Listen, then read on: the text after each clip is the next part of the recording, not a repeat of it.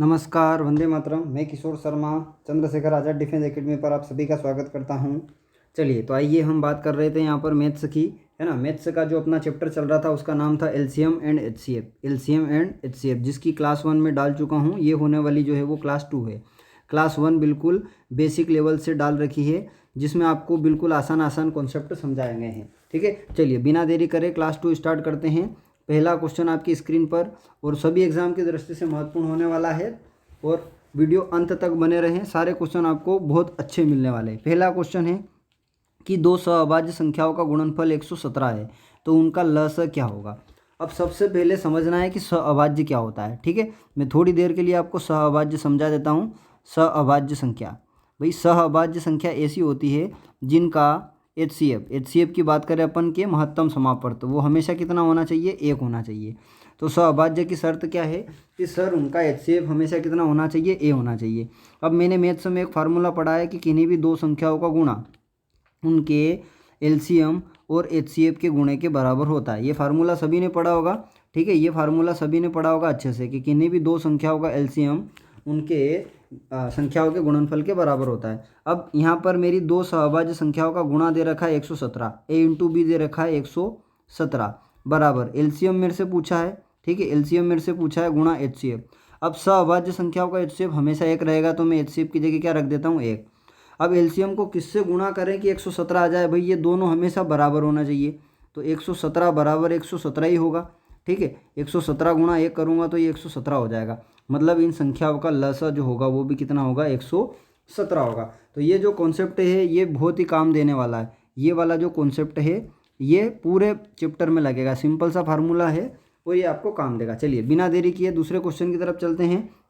आसानी से आप बना दोगे दूसरा क्वेश्चन। चलिए दूसरा क्वेश्चन देखते हैं। क्वेश्चन नंबर अपना सीरीज का 17 क्वेश्चन है कि दो संख्याओं का लस इतना है, लस मतलब एलसीएम, तथा उनका मस 27 है। दो संख्याओं का लस 2079 है और उनका मस 27 है। यदि उनमें से एक संख्या 189 हो तो दूसरी संख्या पूछिए।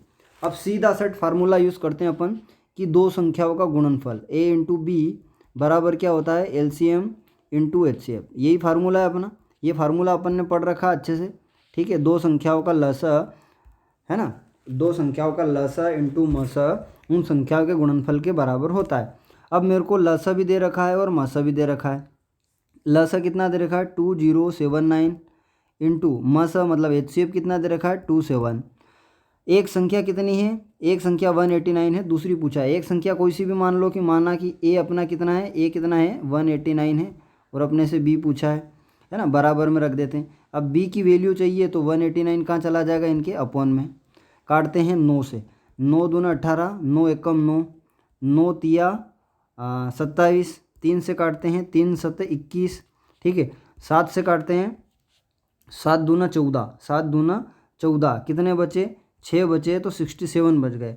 7 नमा की 63, कितना बचा, 4 बचा, ऊपर से आ गया 9, 49, 7 ही 7 ही 49, तो 297 क्या हो जाएगा अपना आंसर, जो ऑप्शन नंबर ए है ना, ये क्या हो जाएगा करेक्ट आंसर 297। चलिए बिना देरी किए नेक्स्ट क्वेश्चन की तरफ चलते हैं। Question number 18। क्वेश्चन नंबर 18 क्या कह रहा है, आसानी से पढ़िए और समझिए कि दो संख्याओं का लसा उनके मसा का 4 गुना है। ठीक है, दो संख्याओं का लसा, एक तरफ तो होगा अपना एलसीएम और एक तरफ क्या होगा अपना एचसीएफ। ठीक है, अब इनका रेशियो बना लेते हैं। माना कि क्या बोला है इसने, जैसा बोला वैसा बना लेते हैं कि लसा मसा का 4 गुना है, मतलब एलसीएम 4 गुना है। ये मेरा एलसीएम हो गया 4x, तो मेरा एचसीएफ कितना हो जाएगा, ओनली x। एचसीएफ को मैं मानता हूँ x, तो ये हो गया 4x। अब अगली लाइन में बोला कि लसा और मसा का योग 125 है। भैया इनका योग मतलब प्लस, और ये किसके बराबर है, 125 के। शानदार इक्वेशन बन गई। 4x और x कितना हो गया, 5x। 5x बराबर 125, तो x की वैल्यू निकालनी है तो 5 बटा में चला जाएगा। 5 से काटो, 5 दूना 10, है ना, 2 बचा 50 में 25, तो x की वैल्यू जो आई, x की वैल्यू कितनी आई, बोले सर x की वैल्यू आई 25। ठीक है, अब क्वेश्चन ने पूछा क्या है कि इनमें से एक संख्या 100 है तो दूसरी क्या होगी। बहुत आसान क्वेश्चन पूछ लिया। अगर एलसीएम पूछता तो 25 चौक 100, भैया एलसीएम कितना हो गया 100 और एचसीएफ 1 मतलब 25, तो दूसरी संख्या क्या हो जाएगी 25। तो ऑप्शन नंबर जो बी है वो इसका करेक्ट आंसर है। चलिए उम्मीद करता हूँ कि समझ में आ रहा होगा। अगर समझ में आ रहा है तो वीडियो को लाइक करें। चलिए अगला क्वेश्चन देखते हैं, 19 नंबर का क्वेश्चन जो कि आपकी स्क्रीन पर है। दो संख्याओं का गुणनफल कितना है? 216। अब उनका मसा HCF 6 है तो लसा क्या होगा? गुणनफल की बात करी है, पहले ही बोल रखा है दो संख्या A इंटू बी है ना, और ये दे रखा है 216 के बराबर। अगला बोला है कि मसा 6, मसा मतलब HCF 6 है, HCF कितना है? 6 है, तो उनका LCM होगा। जो जो बोला है वो उतारा मैंने, कुछ नहीं, जो एक क्वेश्चन ने बोला है मैंने वैसा का वैसा यहाँ पर कॉपी कर दिया है। अब अपना फार्मूला क्या बोलता है कि सर A इंटू बी बराबर LCM इंटू HCF होता है, LCM इंटू HCF होता है। ठीक है, A इंटू बी मेरा दे रखा है 216, HCF मेरा दे रखा है 6, तो 6 से भाग दे दो तो मेरा LCM अपने आप आ जाएगा। ठीक है, 216 में 6 से भाग देते हैं तो 6 तिया 18 और 6 छाई 36, तो LCM बराबर कितना आ जाएगा? LCM बराबर आ जाएगा 36। तो ऑप्शन नंबर डी जो है वो करेक्ट आंसर होगा। उम्मीद करता हूँ कि क्वेश्चन बहुत अच्छे लग रहे होंगे और समझ में भी आ रहे होंगे। चलिए क्वेश्चन नंबर 20 देखते हैं, आसानी से देखते हैं क्वेश्चन बनेगा। अगर क्वेश्चन पढ़ लिया अच्छे से, उसकी भावना समझ गए, भाषा समझ गए तो बहुत अच्छा लगेगा। अगला क्वेश्चन है 20 नंबर का कि दो संख्याओं का गुणनफल इतना है। सेम टू सेम क्वेश्चन है, A into B. A into B कितना दे रखा है? 4107। आगे बोला है कि उनका मसा इतना है, मसा से भाग दे दो सीधा, 37 से भाग दे दें। अब 37 का पहाड़ा बोलिए भैया, 37 एकम 37, 38 39 40 और 41, कितना बचा? बोले सर 4 बचा, है ना, 4 बचा और एक जीरो आ गया तो 40 हो गया। फिर 37 एकम 37, कितना बचा? बोले सर 3 बचा, फिर 7 आ गया, फिर 37 एकम 37, तो क्या आया आंसर? 111, ऑप्शन नंबर बी, है ना। तो बिल्कुल आसान है, आसान भाषा में कर सकते हो। चलिए क्वेश्चन नंबर 21 देखते हैं कि दो संख्याओं का लसा 225 है। क्या है? दो संख्याओं का लसा 225 है और मसा 5 है, उनमें से एक संख्या 25 है तो दूसरी क्या है? लो, बहुत ही शानदार क्वेश्चन हो गया। क्या बोला है कि A इंटू बी बराबर LCM इंटू HCF। ठीक है, ये फार्मूला लगा के करेंगे अपन। अब ये फार्मूला लगा के करेंगे, क्वेश्चन बन गया अपना आसान। दो संख्याओं का लसा और मसा दे रखा है, मतलब LCM कितना दे रखा है? बोले सर 225 दे रखा है। मसा कितना दे रखा है? बोले सर 5 दे रखा है। A इंटू बी, एक संख्या दे रखी है, दूसरी पूछी है तो दूसरी यहाँ आ जाएगी भैया, सीधा सीधा 5 से काटेंगे 25 को 5 बार, 5 चौके 20 और 50 में 25, तो ऑप्शन नंबर सी 45 जो रहेगा उसका राइट आंसर रहेगा। खाली कैलकुलेशन है, कुछ भी नहीं है, बहुत आसान आसान क्वेश्चन है और बहुत इजी लेवल के, और एग्जाम में 2 कॉपी ऐसे कैसे क्वेश्चन आपको देखने को मिलते भी हैं। चलिए 22 नंबर का क्वेश्चन भी 2 कॉपी है, बिल्कुल आसान भाषा में कि लसा इतना दे रखा है और मसा इतना दे रखा है। यदि एक संख्या 288 है तो दूसरी संख्या क्या होगी? लगाओ फार्मूला, A इंटू बी बराबर LCM इंटू HCF बराबर LCM इंटू HCF। ठीक है, लगाओ इसका फार्मूला। चलो, अब दो संख्याओं का LCM 864 है तो 864 LCM की जगह HCF कितना है? बोले सर 144। एक संख्या कितनी है? बोले 288, तो एक संख्या इसकी अपॉन में आ गई तो दूसरी संख्या अपने आप साइड में हो जाएगी। ठीक है, अब 144 का 288 में सीधा सीधा 2 बार जाएगा, 2 से 864 में 2, 4 3 और 2, ठीक है, 864 का आधा 432, तो ऑप्शन नंबर जो सी रहेगा वो क्या रहेगा? करेक्ट आंसर रहेगा। ठीक है, तो बिल्कुल उम्मीद करते हैं कि समझ में आ रहा होगा। अगला क्वेश्चन देखते हैं 23 के ऑप्शन नीचे हैं, आपको क्वेश्चन पढ़वा देता हूँ फिर ऑप्शन की तरफ ले जाता हूँ। ठीक है, क्या कह रहा है कि वह छोटी से छोटी संख्या, शब्द पकड़ो यहीं से, वह छोटी से छोटी संख्या मतलब LCM। भाई वह छोटी से छोटी, जब फर्स्ट क्लास में मैंने आपको डेफिनेशन बताया था तो बताया था कि जब वह छोटी से छोटी का इस्तेमाल करे तो एग्जामिनर आपसे LCM पूछना चाह रहा है, जिसमें बोला है कि 15 20 36 और 48 अलग अलग से भाग देने पर प्रत्येक स्थिति में क्या बचे? 3 शेष बचे। क्या बचे? 3 शेष बचे। चलिए यहीं कर देते हैं अपन इसको, 15 20 36 और 48। ठीक है भाई, सबसे छोटी मेथड से मैं बता रहा हूँ 2 से भाग देना। अब इसको आप भाग दोगे ऐसे कर करके पूरा ये ख़त्म हो जाएगा। ठीक है, अब सिंपल में लॉजिकल तरीके से निकालता हूँ इसका LCM।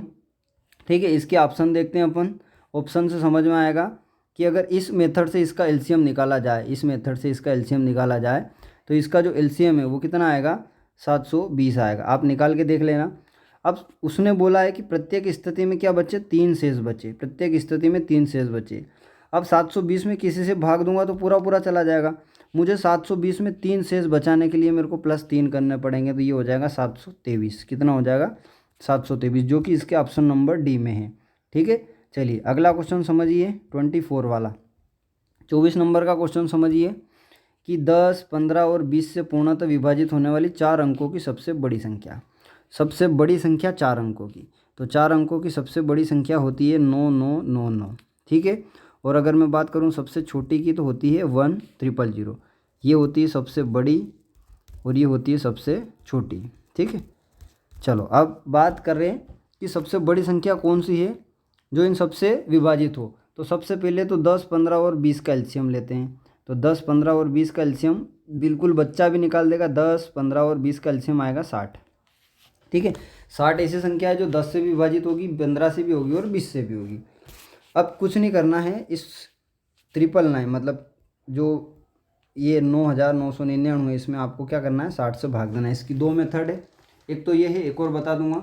ठीक है, तो 60 से सिंपल भाग दीजिए। 60 एकम 60, कितना बचेगा? 9 का 9, 3, ऊपर से फिर 9 आ जाएगा, तो 6 छाई 36, 360, फिर 9, 3, फिर ऊपर से 9 आ जाएगा, 6 छाई 36, मतलब कुल मिला के 39 क्या बचेंगे? शेष बचेंगे। कितने बच रहे? 39।